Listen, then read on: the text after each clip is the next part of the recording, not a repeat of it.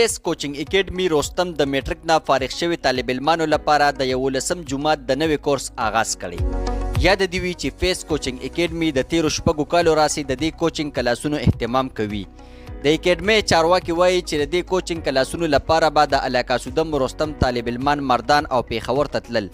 اوس په ورته په خپله علاقه رستم کې مخنتي او د اعلی تعلیم یافته سټاف په نګرانۍ کې معیاري زده کړې ورکول کیږي. د اکیډمي کې د 9م، 10م او 12م جماعتونو طالب علمانو لپاره هم کورسونه شروع دي. دا کوچنګ کلاسونه مازیګر د 4 بجو نه تر ماښام 7 بجو پورې وي او دا کورس په 2 میاشتو کې سرته رسي. فیس کوچنګ اکیډمي کې رجسټریشن جاری دی. خواهشمند طالب علمان دې په سکرین ورکړل شوي نمبراتو رابطه وکړي.